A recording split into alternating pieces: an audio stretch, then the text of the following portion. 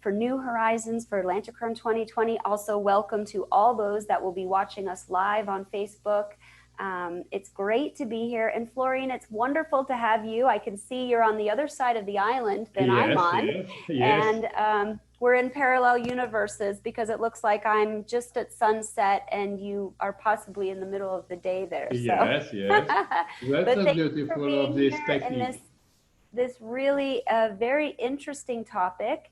I know that I've been very curious to learn more, and I hope all that were here were able to look at the PDF that's on the website to see all the images and more information that you had. But with that, welcome, and I'm going to turn the time over to you. Thank you very much for being here with me. It's a great honor for me to have you as a participant, and at the same time you to help me to make this introduction, because you know, I have so many things to say, to share, and the time it's any time the time it's a stressful the problem. So we shall try to I shall try to do my best to share this new domain of research, and not only of research. Anyway, I shall share my screen now. I hope that you can see it. Heather, you can see it. Just to confirm, okay. We can see your screen, yeah. Super. I decided to start this presentation with some images just to remember, and at the same time to bring in the discussion the spirit of the Atlantykron, the breath of this kind of school without words, that in which the teacher and the students generate a sort of very interesting space, mental space, in which the new and the old can rise and emerge in something very unexpected.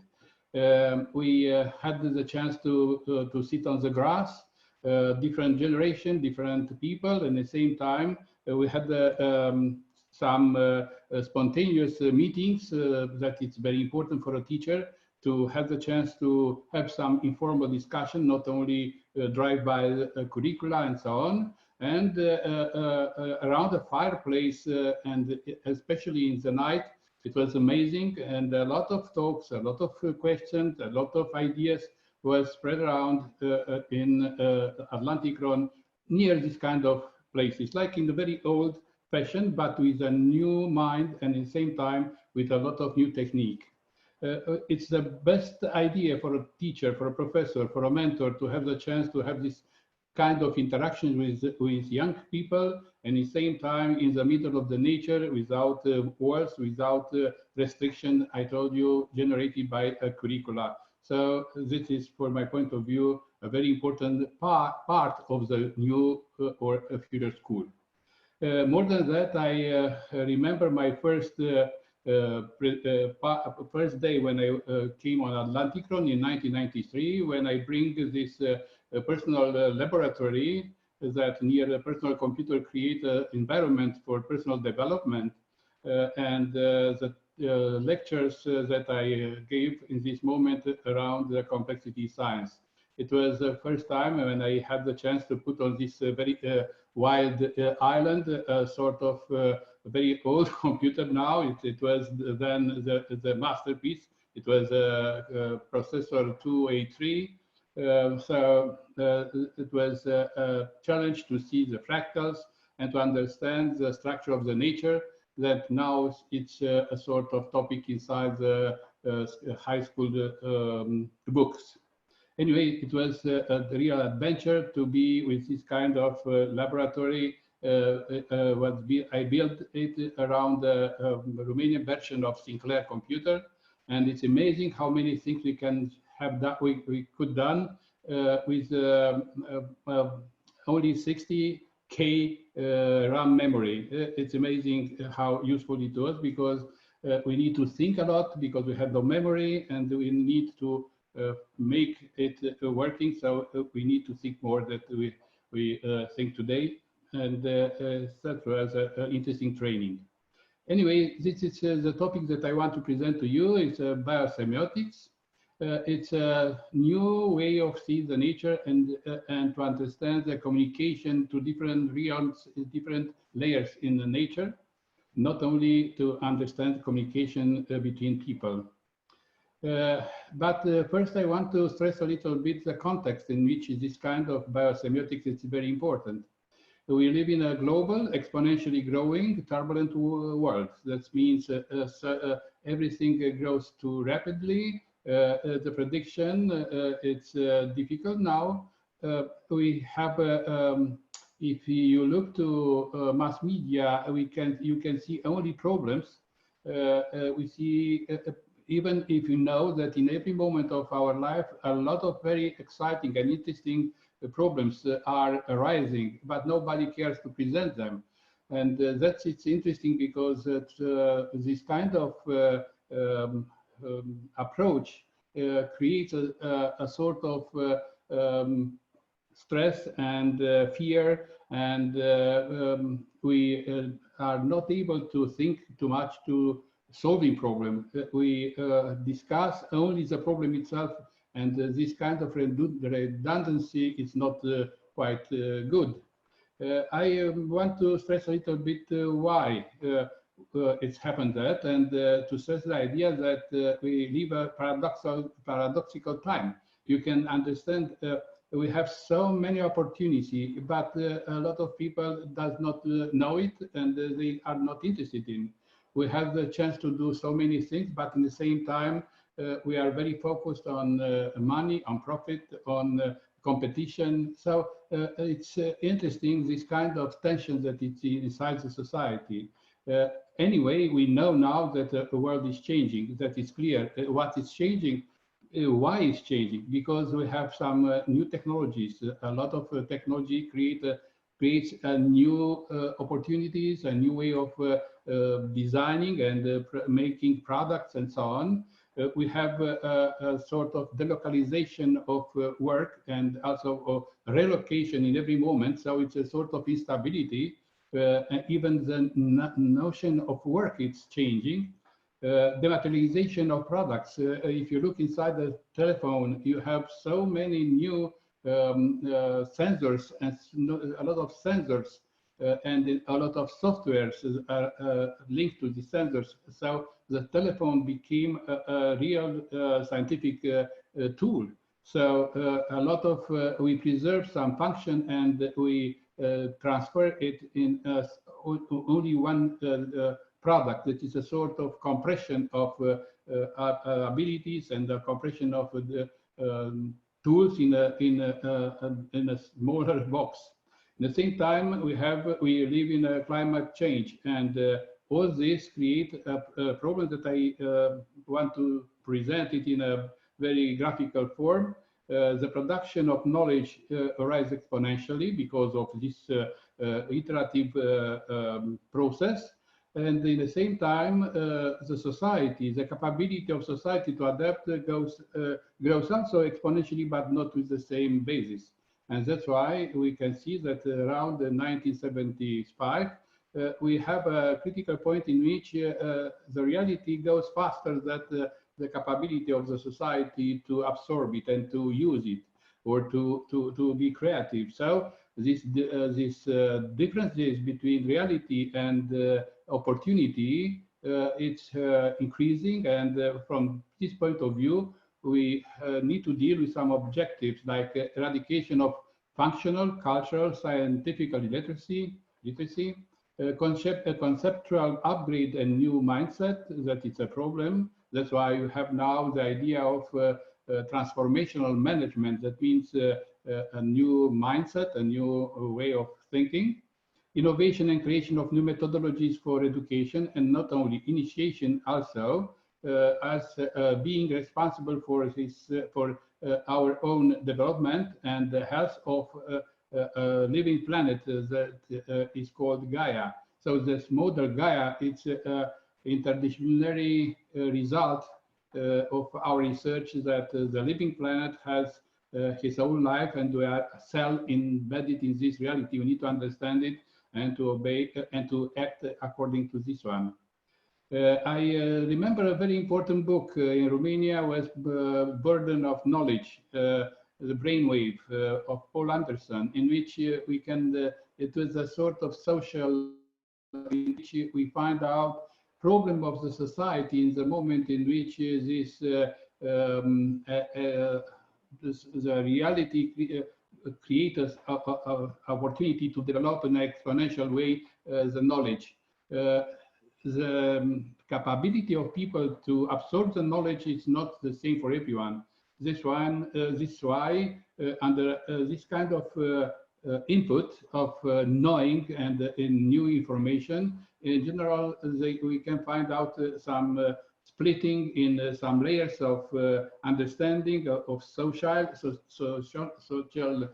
groups, and a lot of tension between them appear. So it's very interesting to read one again this book, because I believe that we can say that now we live this kind of sort of science fiction image. I want to show you a sort of mechanism in which mind evolve.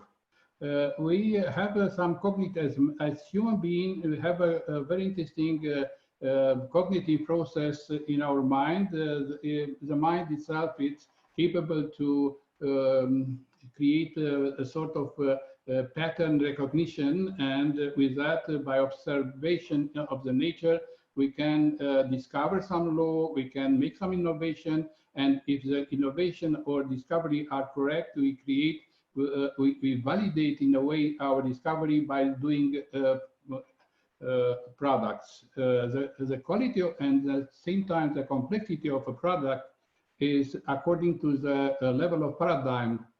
We start creating a very, very simple object that was useful for daily life, and we now are able to understand and to create products based on quantum physics. So this kind of every object like that can be seen as a letter, like a sign in the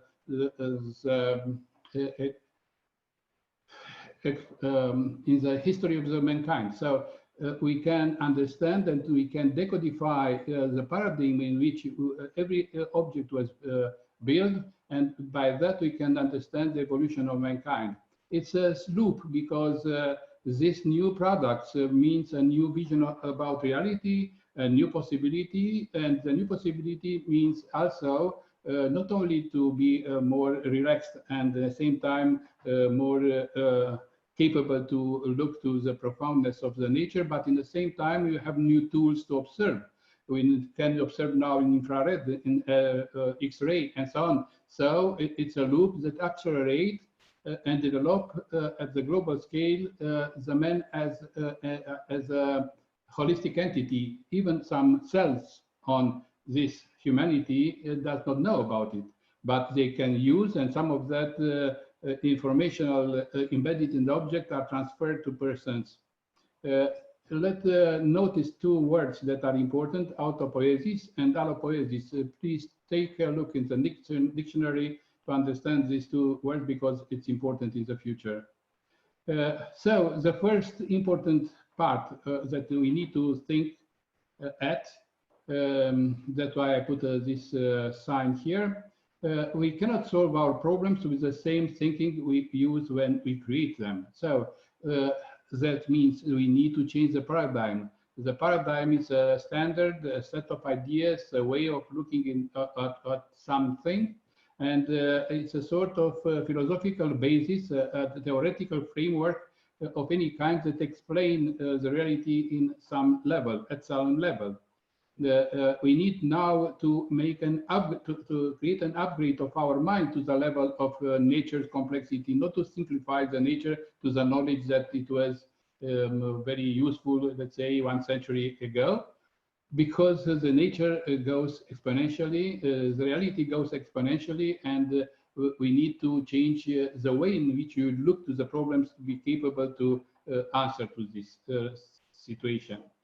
Let me make a sort of, let's say, schematical approach to the educational mechanism. Let's say that we have here three very good teachers. In physics, I randomly choose some levels here, but can be also history and something like that, some disciplines.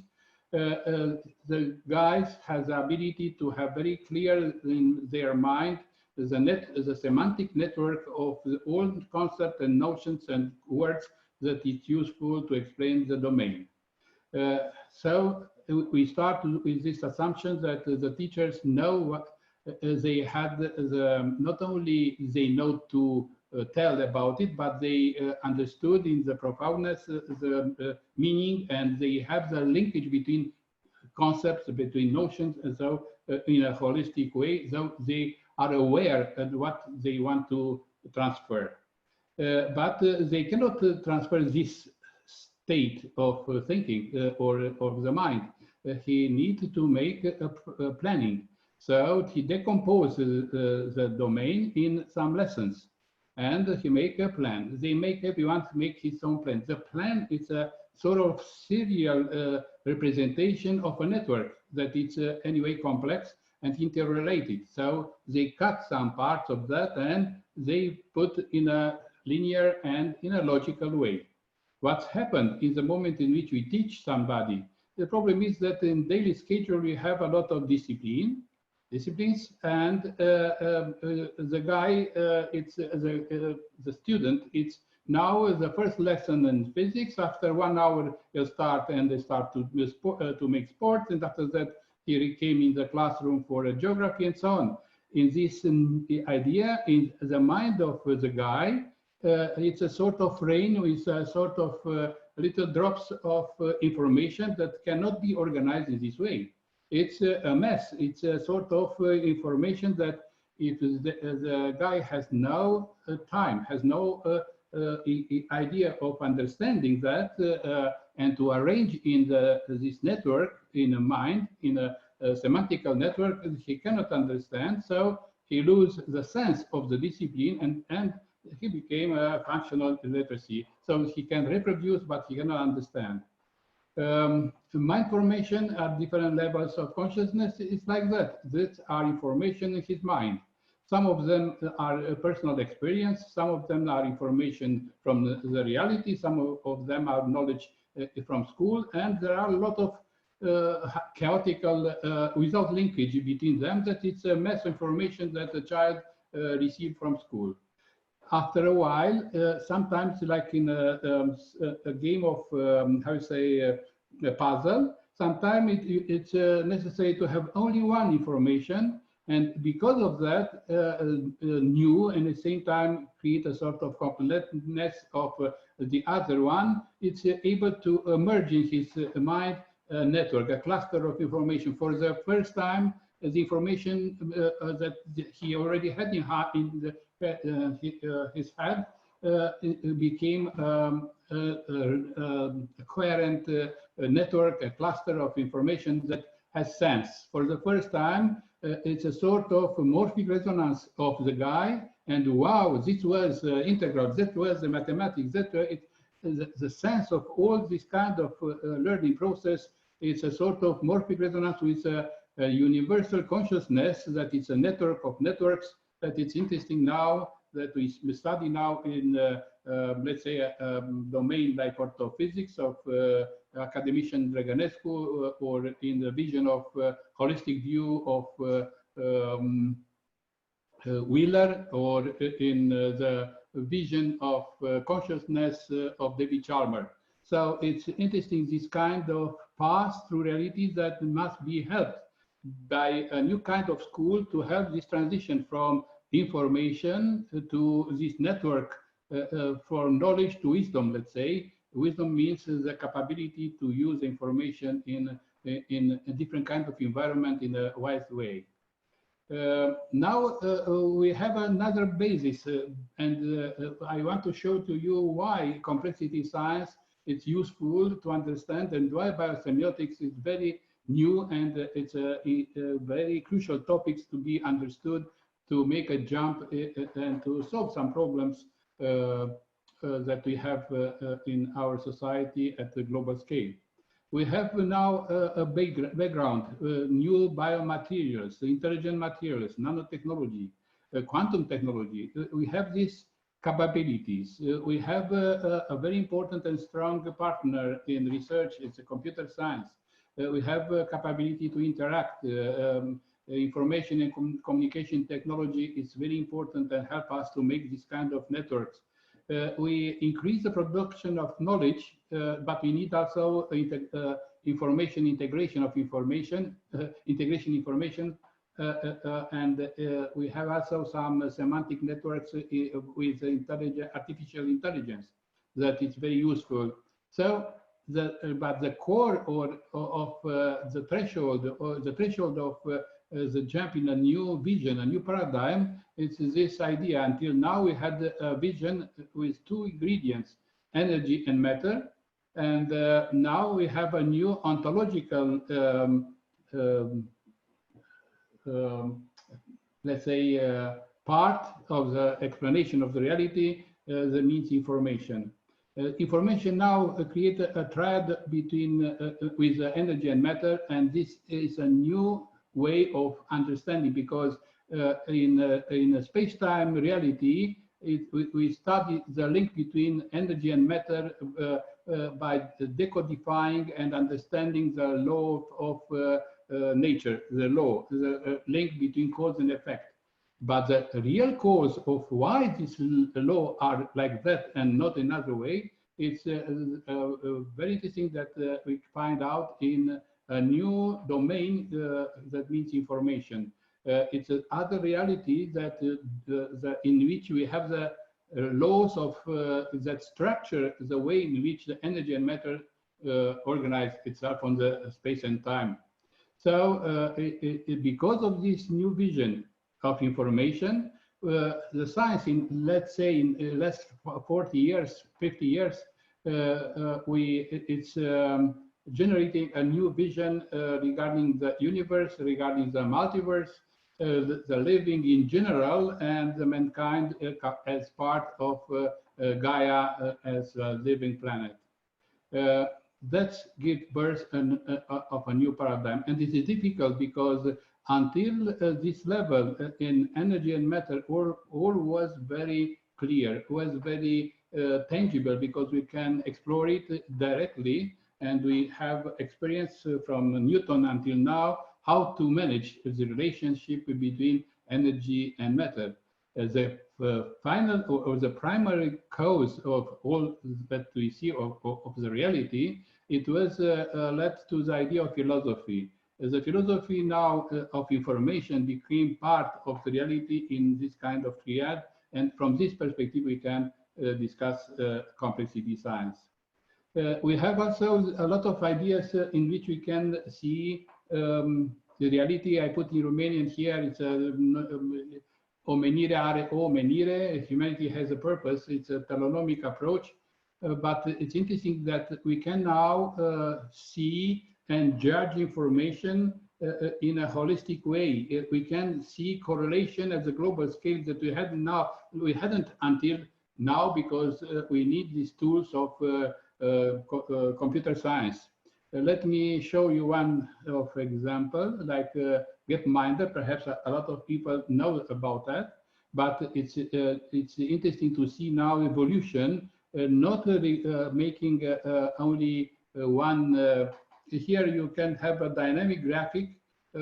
Here we have life expectancy, and here you have GDP per capita. That means let's say a sort of energy, and here is life expectancy. And every country, it's marked here according to the number of people that are, and you can see that it's a sort of multi-dimensional graph.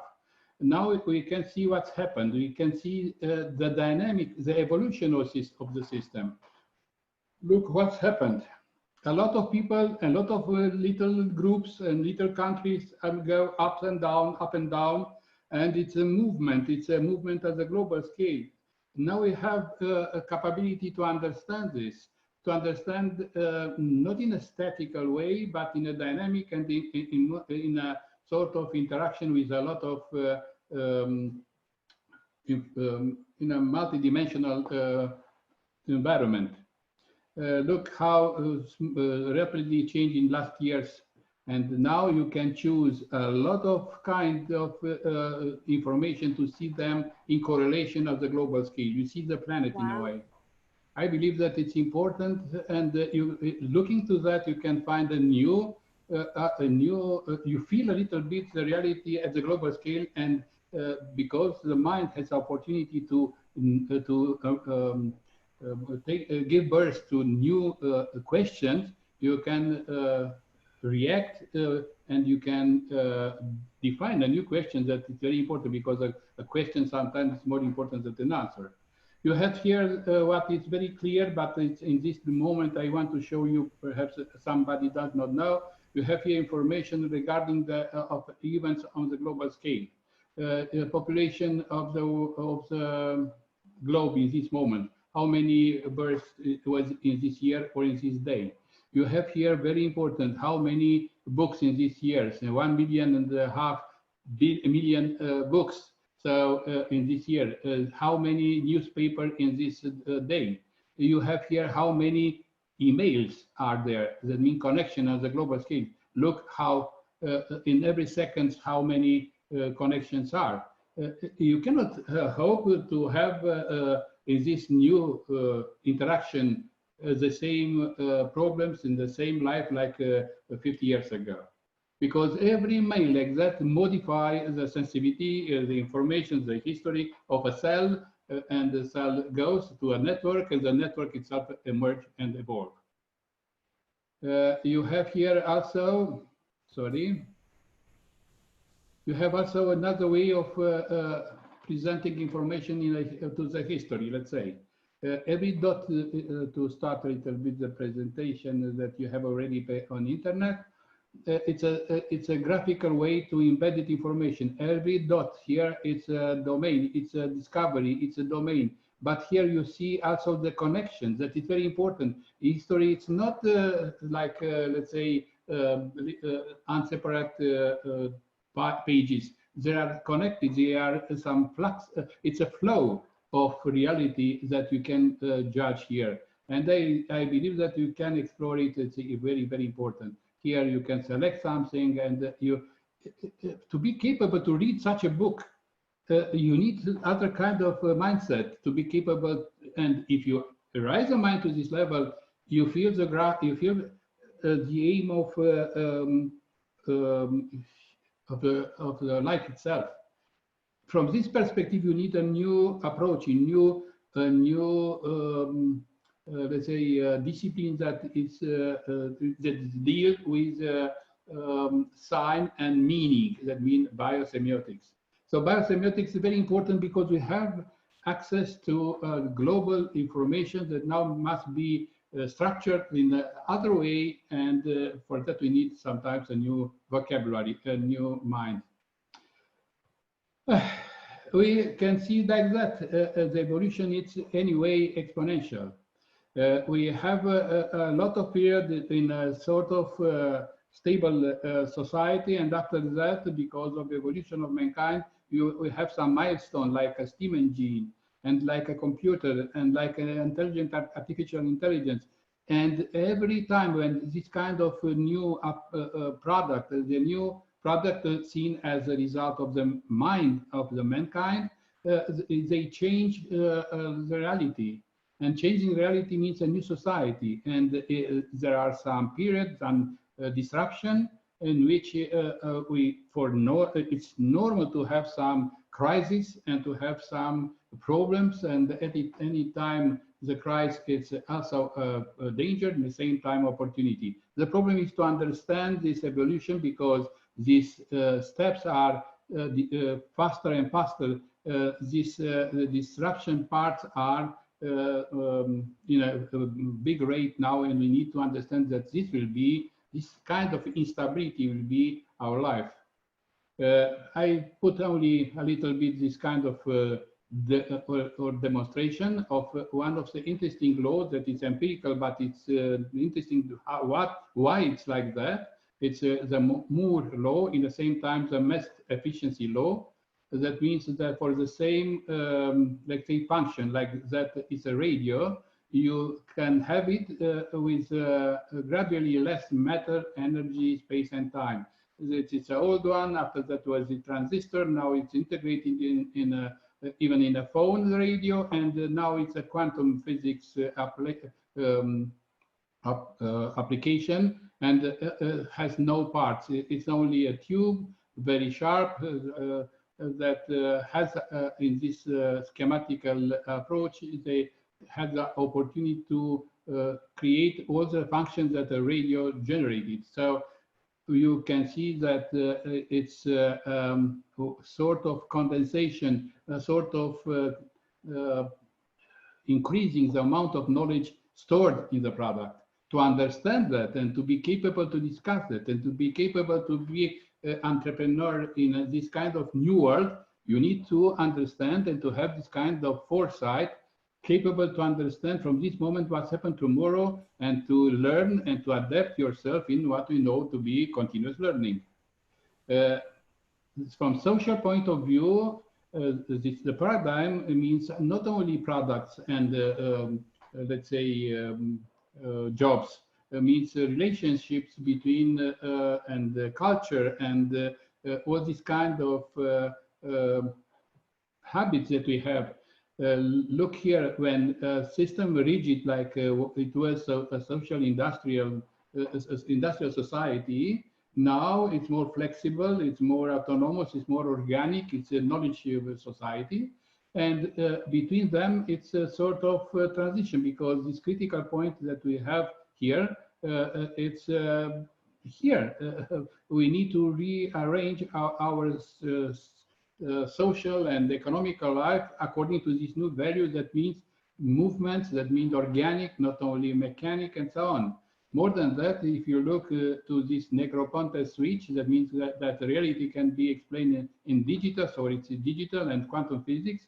Like Draganescu said, we are now very close to a consciousness society in which the mind is part of the reality, and the mind, we can now see by quantum physics some interaction between mind and matter. So we are now in a very strange situation in which we try to think in this way to stay stable in a productive society like and consuming society like industrial one.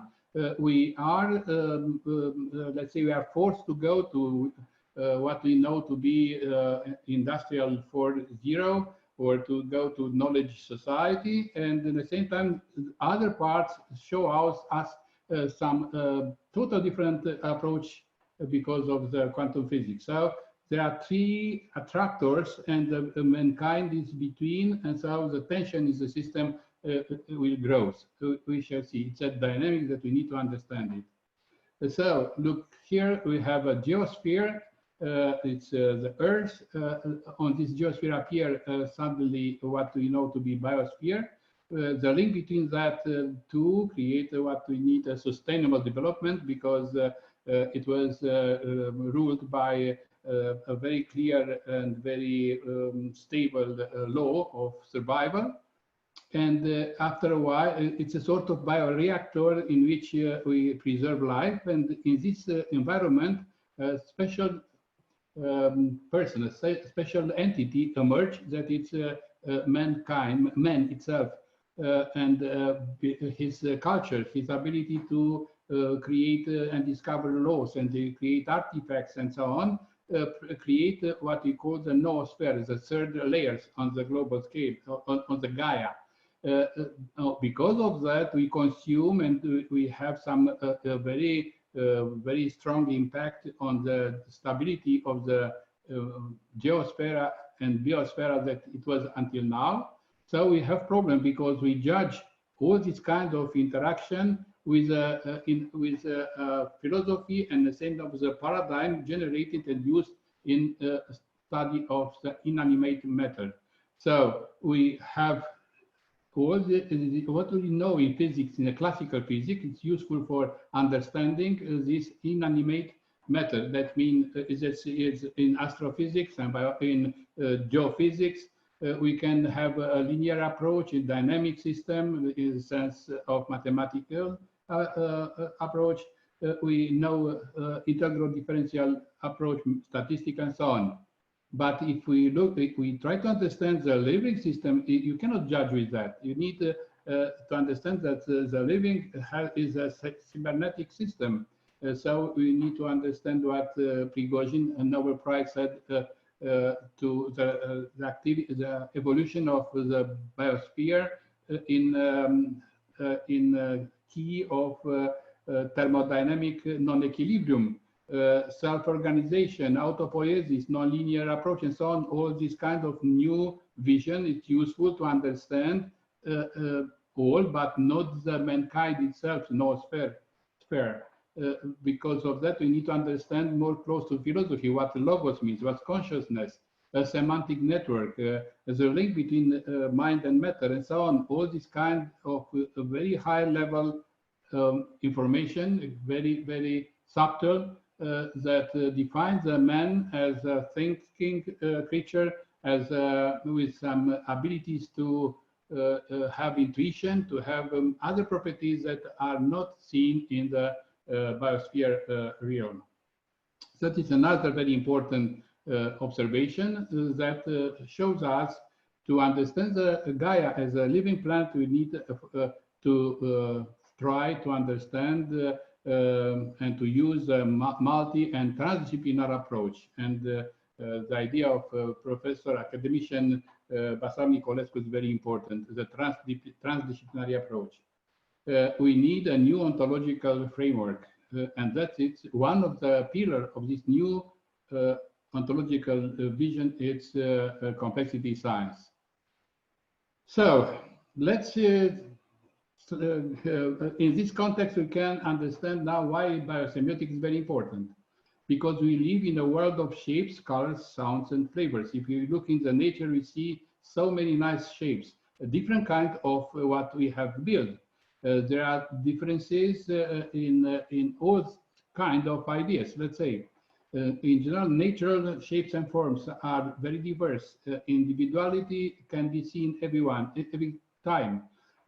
We don't know why these dots are here, or why has the structure in this living creature. But we know at this moment that we need to use a fractal description of the shapes of the nature, that it's different than the shapes that create our world of artifacts.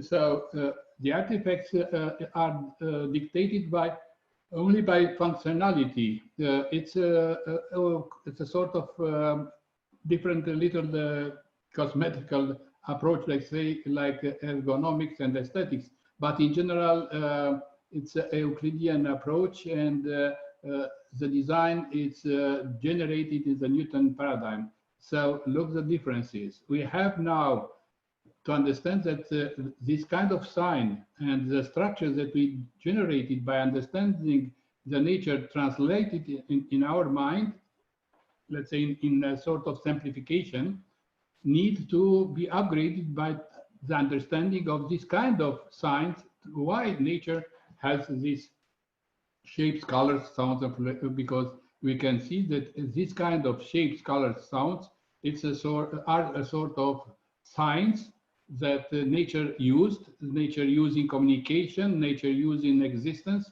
and this became the object of study of what we call to be semiotics. Let me be a little bit more close to idea of what is semiotics and what we look after using biosemiotics. You can see here an object, and object is a part of reality. If I look to this object like a pen, let's say, it's an object with a lot of properties, from what material it is, what the purpose, and so on. And it's a part of reality in which he is embedded itself. He came from there, he will be as an evolution, and so on. I cannot bring in my mind all the reality, it's trivial. So I need to simplify the object and to simplify in my mind with a sign. In this case, it's a word.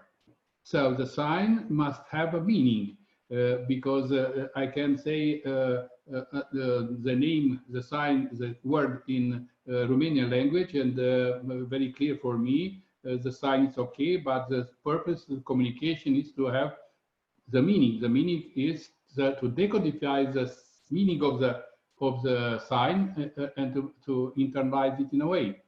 It's not so easy. This kind of that's why we learn at school to give meaning to some words, to some images, to some colors, and to use this kind of sign in our mind, having the meaning, to create some sentences, to communicate, or even to think about and to find some new solution to a problem, let's say. What we have here, it's sometimes, and what's happened now, it's a sort of distortion. It's a distortion of the relation between sign and meaning. Sometimes, let's say, I find out something very interesting, like let's find a word in the dictionary, like a sign, it's discipline. And look what we say in a dictionary. Discipline is control gained by enforcing obedience or order. And at the same time, discipline means a field of study. So there are two different objects with the same sign. So sometimes there are some distortion. More than that, there are some preconception, that means some filter, emotional one, that create a sort of gap between the sign and my capability to understand the meaning or to accept the meaning. That's why if I go to the students in architecture or in, let's say, university, to some law school or in other domain in which we say to be soft skills, they don't like mathematics, but mathematics, it's a sort of feeling that I don't like it, because in general, I don't like because I had no time, or I have no good teacher, or I cannot find out usefulness for mathematics, let's say. So in general, this language is not so easy to be accepted, to be understood, to create an order, to be capable to understand the reality. We have different level of complexity for what we have different level of words. We have words related to the world view through the senses and emotion. It's a common communication, but if we go to school and universities, we became aware of a lot of words and a lot of models of reality, but linked to some notions, like notions in physics, or notions in chemistry, or notions in management. So we had, in a way, broke this holistic view of reality in a lot of different narrow domain, with a linguistic and some rules and some elements, but with a lot of gaps between them. That is reality. That's why we cannot communicate and to have a vision, because we became very, very involved in understanding only a little part of reality. We have also, if we understand this limit, we can go to another level of concepts that it's a sort of invariant through this. And it's another level that create a meta language that can create a metaphysics that it can help us to see a little bit the wholeness and the beauty, not only by intuition, but to bring the metaphysics in the reality and to make order for the planet, because we understand how the nature works in a holistic approach. So we need to increase the level of abstraction. It's not easy, and to understand that information is an ontological dimension that must be seen as a new realm in which we need to put some pillars, concepts, and to find out some experiences, some laboratories to study it and to create the meaning of a new domain, that information, not only like some news. It's difficult to discuss, because look here, this is my network here in my mind, and I want to communicate to you. It's very difficult, you know. for me, that was the beauty on the island, because after this kind of discussion, that it's very compressed, and sometimes because of my bad English, perhaps it's not so good understood. But the problem is, after this presentation, I had the chance one day and one night to discuss this informal. It was amazing to have the Your chance. English is wonderful. You are, I know my limits anyway. Thank you. What we saw, let's say this is my mind. And I want to communicate with you something. From this, I need to choose, because I cannot say in a linear way all this information that I gathered from a lot of time by chance, because I had a very lucky life.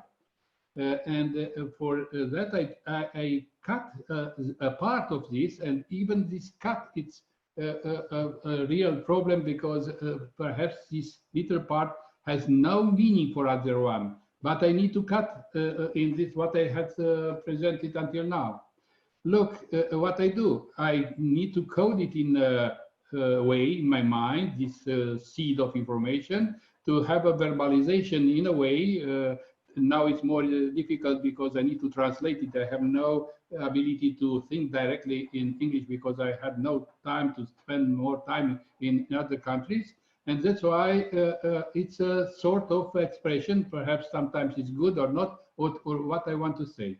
And from this, I have some information packed in vibration, and go through using the environment acoustic field to other person. And in between, we have a lot of noise or some distortion or some alteration of because of some fluctuation in the environment.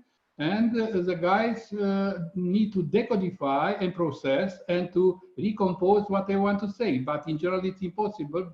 Even we start with something new, and this is the result. What you want to say, and from emotional point of view, say complexity. Oh my gosh, what I have here is not for me. And I don't want to be a scientist. I don't want to be a savant. I don't know. It's absurd. It's only a lack of communication. And the communication is the link between sign and meaning. And now we have this new sign in which we can, if you know the meaning, reconstruct it better and in a better sense the reality. And we can approach art and science together in a way in which the reality became with a real sense. We feel the sense of reality, not only that we are part and we need to go in a job to survive on reality. That what I want to say, that communication is a principal characteristic of life. But we don't discuss about communication between people in this biosemiotic. We discuss the communication between, we shall see, between the living system, in living in general, between plants, between plant and animal, between animals and to different kinds of layers. It's communication. Everything, every signal, every code is a signal that can trigger some mechanism of adaptation or a reaction and so on. So we use some codes, and with these codes we create some messages. We can have clear human activities like cultural messages, nosological point of view. Let's say we have a vocabulary or the codes of the 7 notes, and we can write a lot of music. And at the same time, we have the codes of the nature itself that embedded, let's say in one example, like that, some signs that are used for command control, triggering some processes and so on, regulate reality in ontological point of view, the signs of nature, not the signs that I define conventionally to discuss in society. That creates a homeostasis of the system. Even in my body, between organs, they change some chemicals, that means information that starts something, regulate something, and so on. At the global scale, it's a very important word, geostasis. It's equivalent of homeostasis for the global, because the global, as you saw, there are interactions that work together between geosphere, biosphere, and noosphere, and all its wholeness. To understand health, life, and to understand the coherence, harmony, we need to understand the language of nature, not the language of our cultural behavior. That it's a split, a very unpleasant bifurcation between science and culture. I don't like this. Science and culture must be together. Science is a part of the culture, and it's an important part of the culture of this period. I once again to this image came because I want to show you something, and we have also 10 minutes more. We look to the nature and we extract from the nature something. We look to the nature like that, and suddenly we find out this kind of object. There are crystals. And these shapes, it's so unusual that the trigger in my mind, the attention and trigger in my mind and develop in my mind, because the man has this ability to develop the mind to be capable to create models, and we make geometry. That the nature help us and show us, and the capability to abstract that, to make abstraction of the reality by our mind, create this kind of the important, the greatest teacher is the life itself. We need to have the ability to look and to have some background in which to look and to extract and to add what news every time, to add some news to reality. In the same time, if I look to biological object, I see that it's not like that. The living system has other shape. I need to understand why.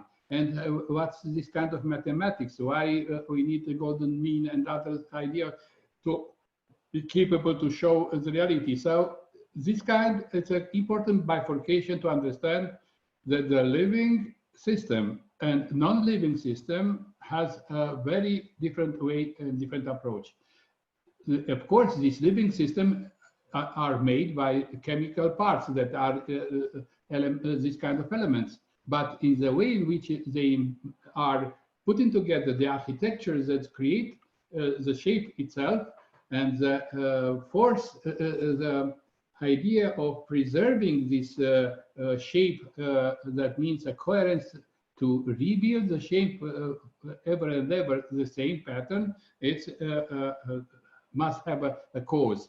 And to understand it in the profoundness, we need to start to categorize the sign of living system, and this is part of what we call biosemiotics. So biosemiotics, we shall see in the conclusion, it's a science that studies the sign. You can see here a lot of signs, different kind of. It's interesting here, it's a music, and here it's let's say the symbol for a ballet. So it's interesting how difficult it's a writing. For me, it's science fiction. It's like I received from Klingonian stuff page.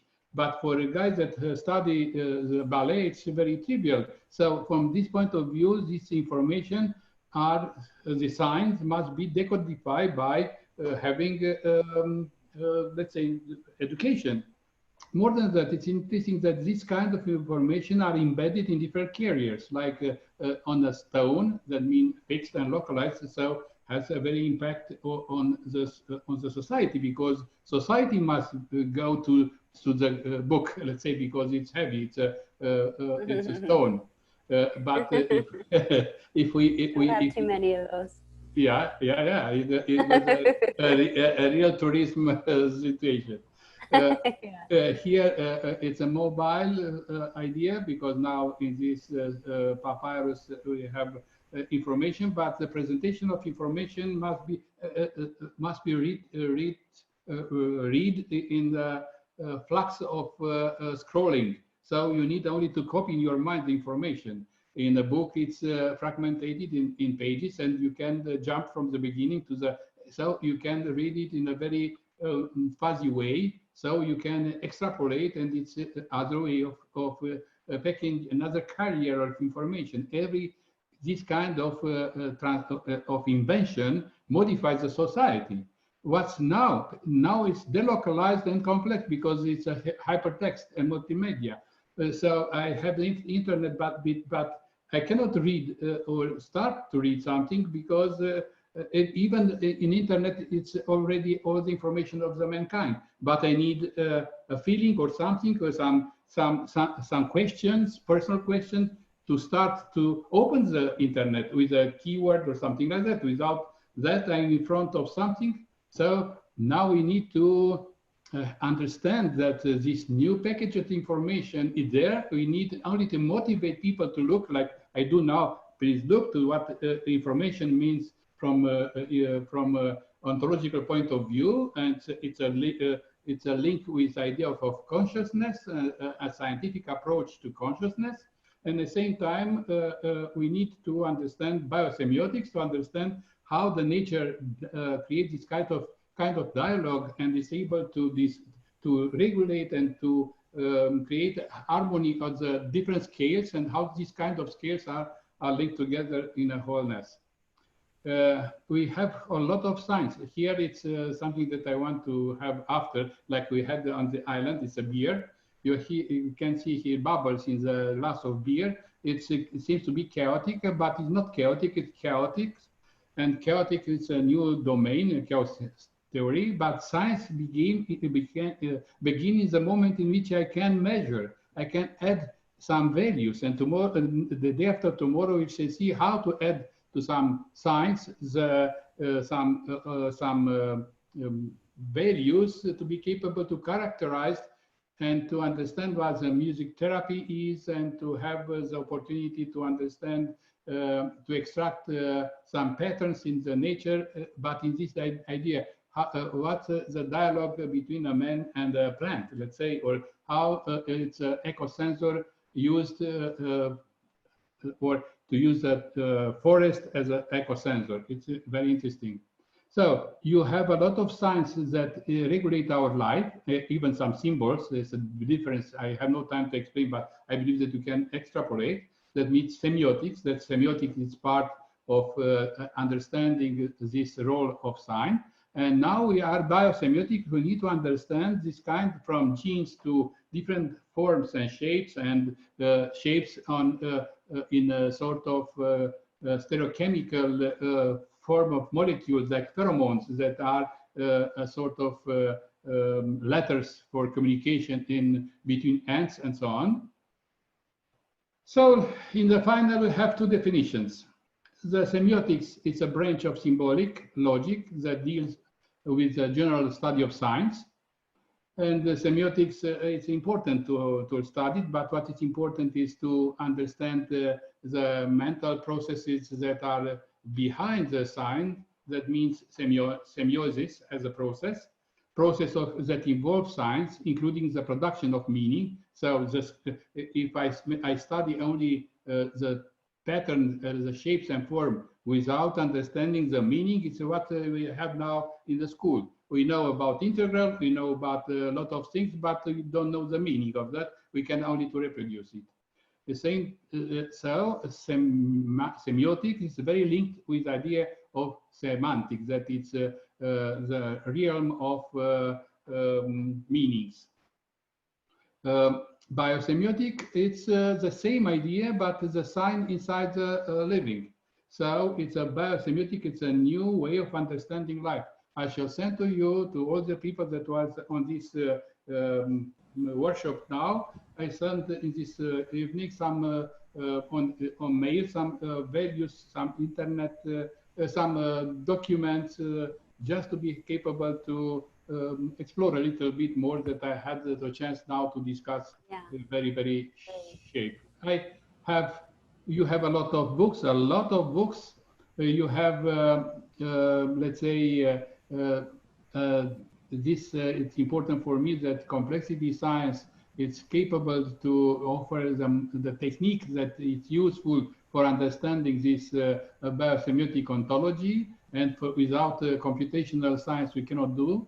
And all this, it's very useful, because with that, understanding biosemiotics, we can have a better understanding of interaction between these three elements that I discussed, to define what is known to be geostasis and georesis of the planet Earth. It's a communication. This is interesting. There are a lot of communication in the realm of insects, communication in the soil microorganisms and so on. Now you open the mind to all kind of communication, and this is a new domain because with that we can understand the life itself. And understanding life, understanding patterns, we can solve a lot of things and understand that intelligence is not only with a nervous system, but also with some living creatures that have no system. This is very interesting, and I stop with that now. It's a slime mold. I shall put you in only a little movie now. It's 1 minute, in which you can imagine that here it's this little part of the slime mold. It's a living one-cell system. And here in this dot are some, let's say, food, but the disposal of this food is linked to the density of population in Tokyo. And now we start this, and the living system grows. He has a sensitivity to go to extracting this food from these dots, and to create this kind of channels in which the food and the values extracted from the food are spreading to all this kind of structure of the cell. It's only one cell, a gigantic 3 square meters of a cell. And you see that after what remain these channels. And is the moment in which they find and superpose these channels generated by this only one cell living organism, they superposed perfectly in 99% with underground metro of Tokyo. So in a way, it was a sort of super optimization by doing, not by thinking, not by optimizing mathematics. This creature know, and this little object, this little part of this reality became a very interesting scientific and research, exploratory research to understand life. I finished here the first part that has only one purpose: to make a signal, to motivate, to look to some problem. One of that is the information as ontological dimension, even it's too fuzzy or too precious, this kind of sentence in ontological view of information. And the second one is the sign inside the living system that is studied now by what we call to be biosemiotics. And thank you, and I wait for you in the day after tomorrow, in 4 of August.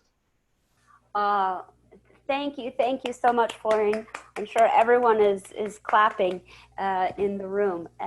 So much information to take in and process, and I love the fact that, you know, in these new horizons, the way that we interpret information, the way that we look at information, and the way that we're going to be developing the new languages moving forward with all of this is the new science, and kind of depicting and decoding all these things that get to nano parts of nature, and then you know, unfolding within itself in the micro parts of nature is all part of it. And so I'm seeing all the patterns, and I love the way that the page turned in your presentation, and I love the trees with the roots communicating. That's something that I think we're understanding more through this, is the way that the different communication systems that are actually happening in living systems that we just didn't understand before. So thank you so much for all of this information. And we'll take some questions. We'll see if anybody, are you able, Florin, to see the Q&A box at the bottom of your screen? I discussed with Alex to send me sort of document that Zoom created with all these questions, and I try to answer in the final of the next day, the next part of the workshop. Oh, The that problem sounds is wonderful. that we can, it's only a moment in which we have now contact with a lot of people that was on this workshop. We can stay in contact. That is a problem, that I can share information. I can start creating a little team to this subject. It's according to us to create a seed for another world.